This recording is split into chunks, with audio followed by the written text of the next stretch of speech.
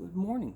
Today's Bible lesson is going to be found in Galatians chapter 5, and we're going to be looking a little bit with the fruits of the Spirit. Now, everyone lists out the fruits of the Spirit, and it's important to remember those because those are special traits that those that are a Christian are going to show those traits. We're going to look at that this morning, but we're going to look at maybe some of the background of that as well in this short lesson, so that you can begin to see why God chose the fruit as the example of the traits that we're supposed to show as Christians. So in Galatians chapter 5,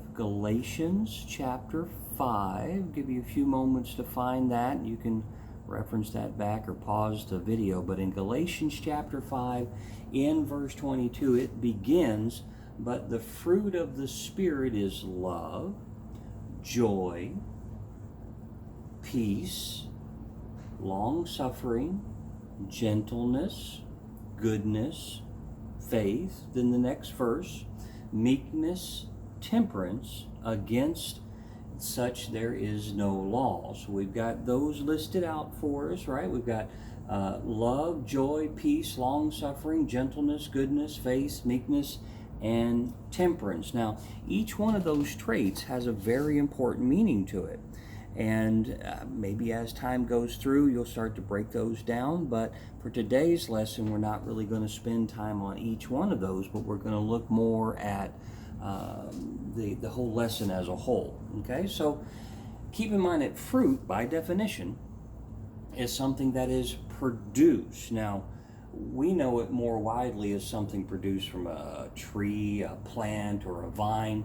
You know, we would think when someone says fruit, we're thinking apples, we're thinking oranges, we're thinking strawberries, peaches, watermelon, bananas, grapes, and all those wonderful things we see when we go down the aisle at Walmart and we get over into the vegetables and fruits aisle and we're like, right?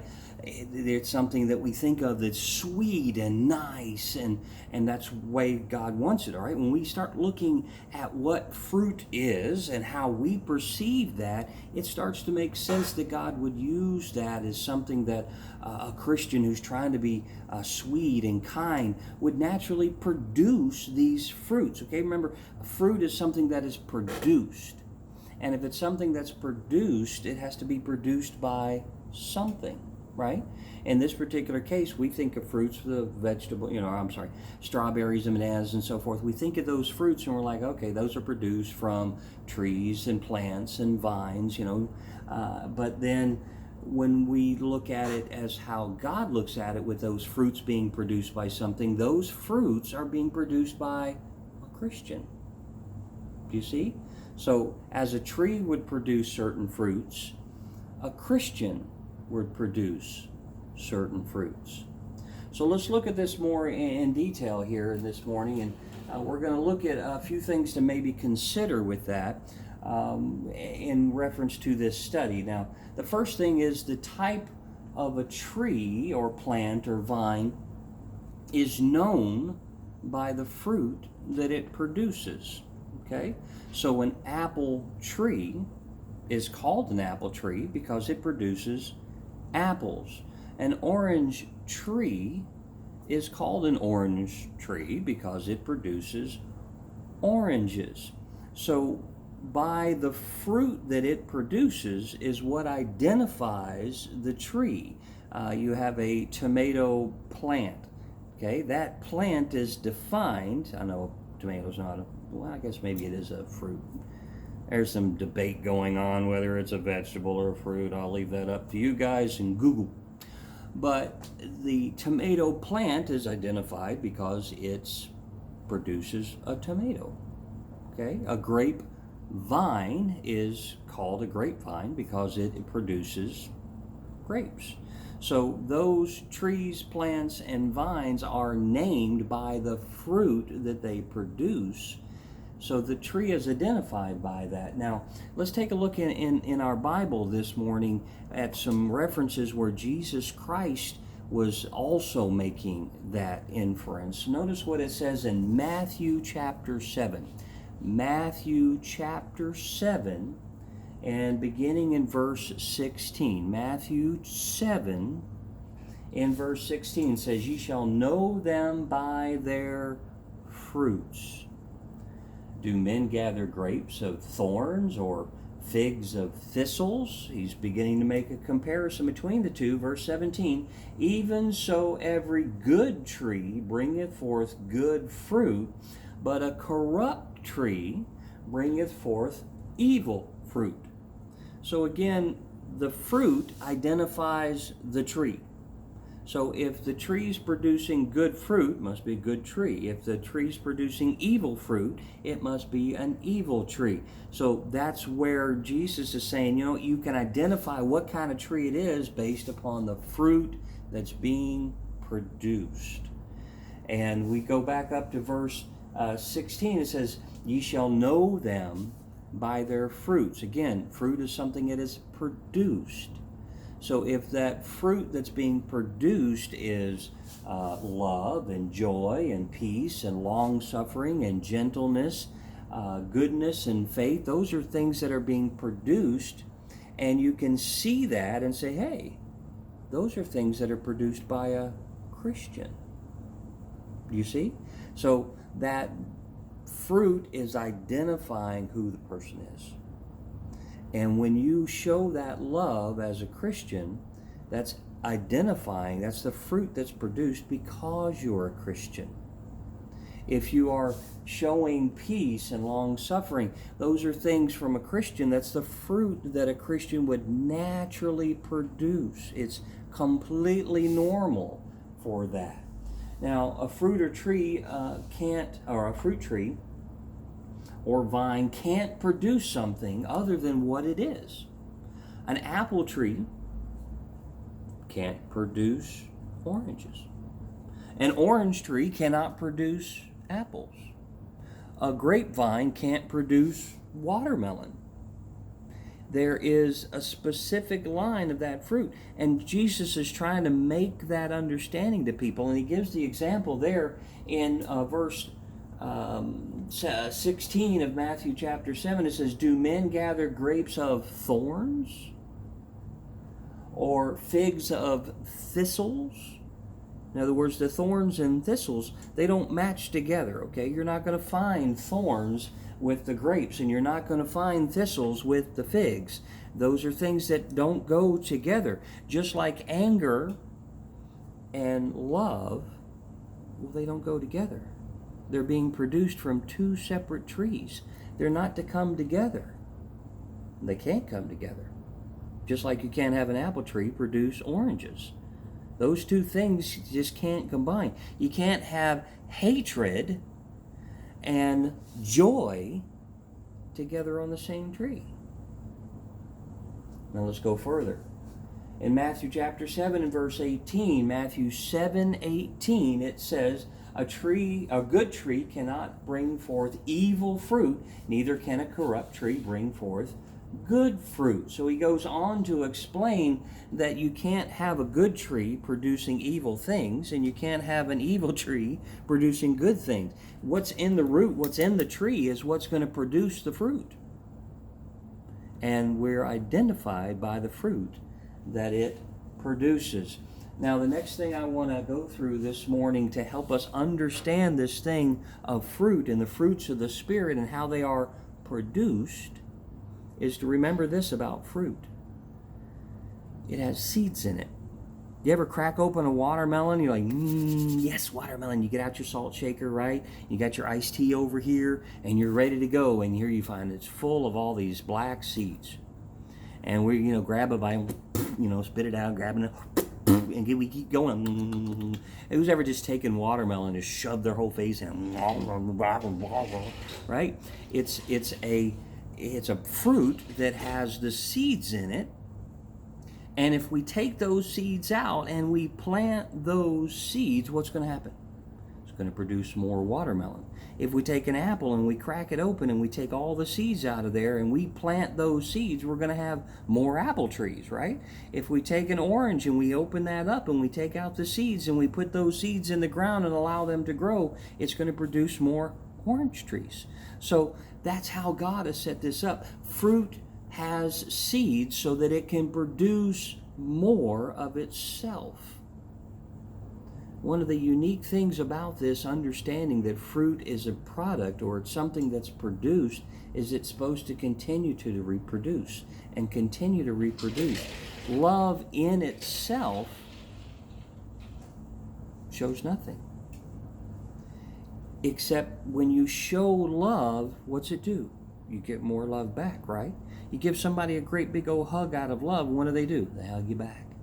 When you show kindness, that reciprocates into more and more, and even so with joy. Have you ever had somebody walk into a room and nobody's terribly happy or anything, and this one person, they're just so happy and they're so joyous, and before you know it, everybody in the room is starting to feel better. Maybe they're telling jokes, maybe they just got a great spirit about them, but that fruit is producing more. Those seeds is catching. It's almost contagious, if you will, as to how it pushes out, because those seeds, that fruit is producing more. And when you have that joy and you start to share it with others, all of a sudden you got a room full of joyous people. Now that's the fruit that a Christian would produce, because the same applies for the evil, corrupt tree. You see, if you have a room full of happy people, and that one guy comes in, and he's just all upset and he's mad about something, and mad because he can't go to the mall, or mad because he can't get out because of this coronavirus thing, or mad because he can't drive his car like me. My car's been stuck in the garage for 2 months now. I want to get out and drive. But, that if you take that anger and that frustration and being upset about something, that's catching, okay? I mean, it'll grow, and before you know it, everybody that was in that room with you, they're mad now too. Because misery loves company, right? It's the fruit, is the seed. It grows, it reproduces itself. It's almost like it's catching, right? So that same fruit of love and joy and peace and long suffering, and you see the fruit on the evil tree with hatred, anger, malice, variance, all of those things over here on this tree is just as catching as the things on this tree. That's why it's important as Christians that we're producing the right fruit. We're not trying to mix the trees up. We're only showing the fruits of the Spirit that's within inside us if we are Christians. Now, it goes on in 2 Corinthians chapter 9 and verse 10. That's 2 Corinthians 9:10. It says, "Now he that ministereth seed to the sower, both minister bread for your food, and multiply your seed sown, and increase the fruits of your righteousness." So that's someone who is taking the fruits of the Spirit and they're ministering it to others. You can be a minister of joy. You can be a minister of love. You can be a minister of peace. These are things that you can share with others. And as you are sharing those with others, it's growing. And they're starting to see it, and they see examples of it, and they start to get it too. And that's the ministry of those things. Each one of those fruits can produce more, and can produce more, and produce more, and can increase the fruits of your righteousness. What it produces in the fruits. Verse 11 of 2 Corinthians chapter 9 says, "Being enriched in everything to all bountifulness, which causeth through us thanksgiving to God." It's really easy to look back and be thankful to God when you see the love, joy, peace, long suffering, gentleness, goodness, faith, meekness, and temperance. When you see those in action, it starts to make sense. And you're thankful to God for giving you those things, because remember what comes natural. The fruits of the Spirit, the Christian, those are things that are natural for a Christian. But someone who's not a Christian, the things that are natural on this corrupt tree: anger, hatred, malice, envy, strife, variance. Those are things disobedient to parents. Those are all things from the bad tree. We don't see anything in God's list of the fruits of the Spirit for bad things. 2 different trees, 2 different fruits that are being produced. Now, one more thing to perhaps put out this morning as an understanding is that when you have an apple tree, and that apple tree is growing, and you see it, growing up, and harvest time's coming, and you see those little apples get bigger, and they go from green to yellow and to red, and they're getting really big, and you're looking at it, right? And you're waiting for the day that you can harvest those things, which is kind of how we are as Christians when we're seeing these things develop with love and the traits grow from a Christian that's growing. And you get to a point where you say, you know what, I'm looking forward to seeing those fruits develop and to be able to share them with everything else, because you grab the basket, right, and you pull all the apples down and you put them in the basket and you're ready to share them with people. But what happens if you don't share them?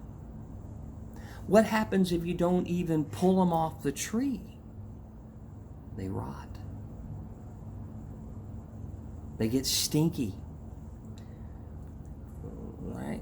The fruit just dangles there, and it may eventually drop to the ground and just start to rot, and the worms come. Who's ever picked up a bruised apple on the ground? It's got a little worm sticking out of it, hello, and it's like, oh.